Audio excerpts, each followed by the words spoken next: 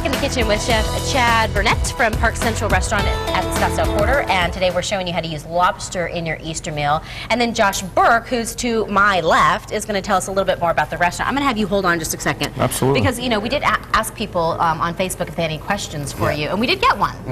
Yeah, we got a question from Jason about how long lobster will last coming home from the store, which is a great question. First of all, live lobster it basically is, I would say, around 3 days. Okay. You might want to push them around a little bit because in the coldness of your refrigerator, it actually makes them lie dormant. Oh, okay. So they actually may. Okay. Right. But to my knowledge, around 3 days for live lobster is good. And if you're bringing home a tail, which are usually IQF, which means individually quickly frozen, you'll want to defrost those and pretty much go immediately. Okay. What are you going to make here? Looks like some sort of stuffed lobster tail. Yeah, we're going to do an Easter entree, and we're going to go totally over the top with it and do lobster 3 ways. So we're going to do a honey buttered seared tail. Oh, wow. With lobster whipped potatoes and a lobster whiskey sauce. Okay.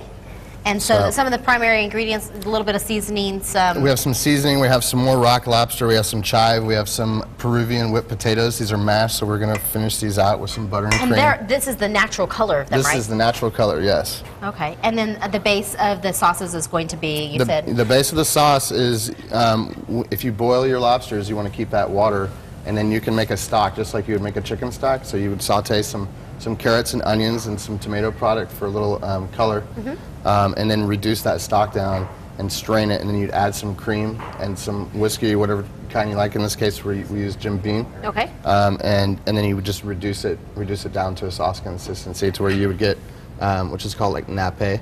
So okay. So it comes off like that. Runs clear, yes. All right, I like it. So I'm going to let you go ahead and work on that. Okay. I'm going to jump back over here because you have a really, really popular place out there at the Scottsdale Quarter. And you haven't been. Well, I'm just going by what Andy said. Andy has not invited me. Oh, that's a shame. Just the truth. But as we look at this video here, describe the ambiance for me, would you? Yeah, we went for more of a, there's the shot right there, we went more for a kind of a contemporary look to the feel of the restaurant. We wanted it to always be a point of difference. So, you know, within the Scottsdale Quarter, you can go Italian, you can go high-end steak, seafood, there's true food. But with us, and with Chad's help, we did a progressive American cuisine. So it's just from around the world that has the basis to make up the American palate. Okay.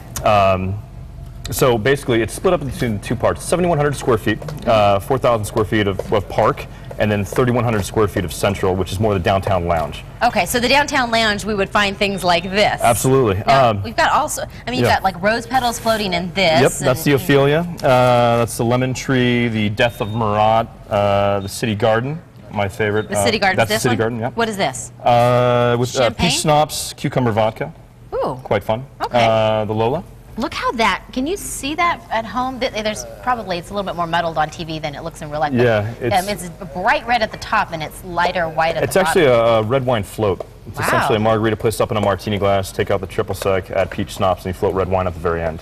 Say that 3 times fast. And then, of course, the Thou Shalt Not Gin. So we tried to make it a basis for men and women. We have an incredible happy hour. So from 3 to 7, you can get all these at half off. I like it. Okay, let's jump back over here because I can hear the sizzle of a pan, and it's like Pavlovian's response. I'm like, I'm over. So we're just gonna. How long are they going to be in the skillet? This takes usually about 7 minutes. You want to sear these. You know, for camera's sake, we kind of par cooked them a little bit. So we just wanted to. First, what you'd want to do is sear the meat side down in the pan like we're doing now.